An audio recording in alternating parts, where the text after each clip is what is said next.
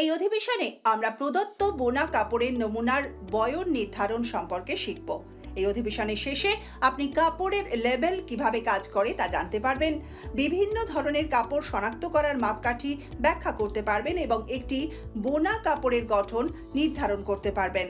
আপনি যদি একটি নির্দিষ্ট কাপড় যেমন তুলোর মতো কিনতে চান, তাহলে আপনি সাধারণত উপাদানটির একেবারে ধারে লেখা ফাইবারের প্রকার সম্পর্কে তথ্য পাবেন, কিন্তু কিছু কাপড়ে লেবেল নেই।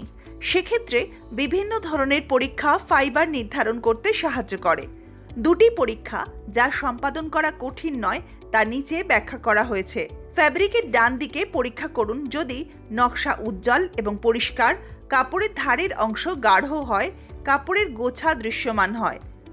আপনি যদি একটি নির্দিষ্ট কাপড় যেমন তুলোর মতো কিনতে চান, তাহলে আপনি সাধারণত উপাদানটির ধারে লেখা ফাইবারের প্রকার সম্পর্কে তথ্য পাবেন, কিন্তু কিছু কাপড়ে লেবেল নেই।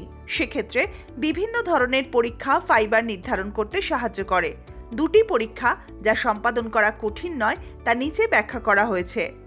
বার্নিং টেস্ট: টুইজারের সাহায্যে কিছু সুতো বা কাপড়ের একটি ছোট টুকরো আগুনে আড়াআড়িভাবে পুড়ে যাবে। পুড়িয়ে ফেলার উপায়, গন্ধ এবং অবশিষ্টাংশ ফাইবারের প্রকার সম্পর্কে অবহিত করে। শুকনো অবস্থায় ছিঁড়ে পরীক্ষা: হাত দিয়ে কাপড়ের একটি টুকরো কাটা হয়, ফাইবারের দৈর্ঘ্য ছেঁড়া প্রান্তে শেষ হয়, তা ফাইবারের প্রকার সম্পর্কে অবহিত করে।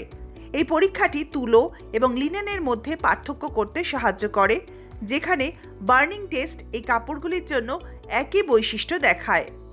বিভিন্ন দেশে টেক্সটাইল লেবেলিং নির্দিষ্ট করার লক্ষ্য একটি কাপড় তৈরিতে ব্যবহৃত ফাইবারের নানা প্রকারের তথ্য দেওয়া। পোশাকগুলিতে ফাইবার সামগ্রীর তথ্য কলারে বা পাশের সিমগুলিতে সেলাই করা লেবেলে লেখা হয়, কাপড়ে একেবারে ধারে লেখা হয়। যদি পণ্যটি প্যাকেজে বিক্রি হয়, উদাহরণস্বরূপ মোজা, প্যাকেজিংয়ে তথ্য দেওয়া হয়।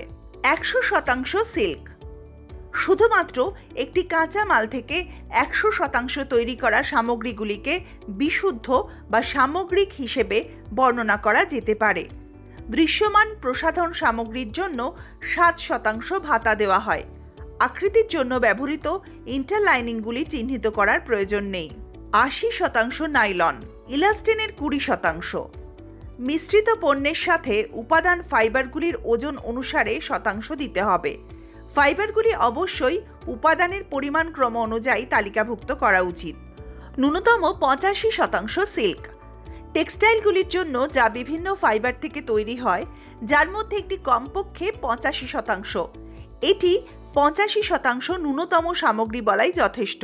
উল এবং ভিসকাস সহ 60% সিল্ক: যদি একটি মিশ্রণে একটি ফাইবার 85%-র মতো না হয়, তবে এটি ক্রমানুসারে কমতে থাকা তালিকাভুক্ত অন্যান্য উপাদানগুলির সাথে প্রধানত ব্যবহার করা ফাইবারের শতাংশের ভাগ দিতে যথেষ্ট। 85% তুলা, 16% অন্যান্য ফাইবার। যদি এক বা একাধিক উপাদান 10%-এর কম পরিমাণে উপস্থিত থাকে, তবে সেগুলিকে অন্যান্য ফাইবার হিসেবে মনোনীত করা যেতে পারে। বাইরের কাপড়: 100% নতুন উল আস্তরণের, 100% সিল্ক। রেখাযুক্ত পোশাকের সাথে প্রধান আস্তরণের উপাদানের ফাইবার সামগ্রী দিতে হবে এই ধরনের কাপড়ে। আমরা এখন একটি কাজ সম্পাদন করব, যার জন্য আপনার একটি কাউন্টিং গ্লাস বা ম্যাগনিফাইং লেন্স, বোনা কাপড়, সেলাই করা কাপড়, না বোনা কাপড়, লেসের কাপড়, ফার দিয়ে তৈরি কাপড় এবং বোনা কাপড়ের নমুনা প্রয়োজন। কাজটা হলো বোনা কাপড়ের নমুনার গঠন নির্ধারণ করা। কাপড়ের নমুনাগুলিতে 1, 2, 3 থেকে 10-এর মতো শনাক্তকরণ কোড নম্বর দিন। নমুনা নম্বর 1 নিন এবং টেবিলের উপর কাপড়ের নমুনা রাখুন। কাপড়ের নমুনাটি সামান্য ভাঁজ করুন এবং আপনার হাতের বুড়ো আঙুল এবং তর্জনী দিয়ে স্পর্শ করুন এবং এখানে চিত্রের মতো কাপড় কতটা পুরু তা অনুভব করুন। এটি একটি পাতলা বা পুরু বা মাঝারি কাপড় কিনা তা বিশ্লেষণ করুন। যদি এটি পাতলা কাপড় হয়, তাহলে এখানে দেখানো সারণীতে নমুনা নম্বর 1-এর সারিতে ফ্যাব্রিকের ওজনের কলামে হালকা ওজন লিখুন। যদি এটি পুরু কাপড় হয়, তবে উপরের সারণীতে নমুনা নম্বর 1-এর সারিতে কাপড়ের ওজনের কলামে ভারী ওজন লিখুন।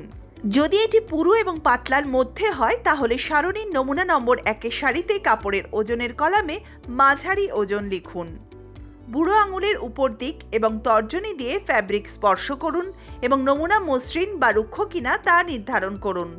যদি কাপড়ের নমুনা মসৃণ হয় তাহলে সারণীতে নমুনা নম্বর 1-এর সারিতে মসৃণ বা রুক্ষ কলামে মসৃণ লিখুন। যদি কাপড়ের নমুনা রুক্ষ হয় তাহলে সারণীতে নমুনা নম্বর 1-এর সারিতে মসৃণ বা রুক্ষ কলামে রুক্ষ লিখুন। কাপড়ের নমুনার নিচে আপনার হাত রাখুন এবং স্বচ্ছতা পরীক্ষা করুন। আপনি যদি কাপড়ের নমুনার মাধ্যমে আপনার হাতটি সঠিকভাবে দেখতে পান তবে সারণীতে নমুনা নম্বর 1-এর সারিতে স্বচ্ছ বা অস্বচ্ছর কলামে স্বচ্ছ লিখুন।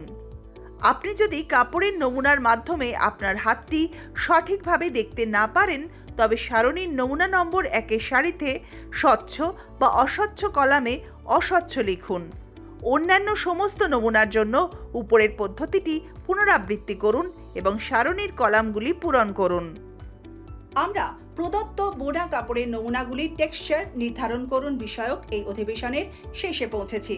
এখন পর্যন্ত আপনি কাপড়ের লেবেল কিভাবে কাজ করে তা জানতে সক্ষম হলেন, বিভিন্ন ধরনের কাপড় শনাক্ত করার মানদণ্ড ব্যাখ্যা করলেন এবং একটি প্রদত্ত বোনা কাপড়ের টেক্সচার নির্ধারণ করা শিখলেন।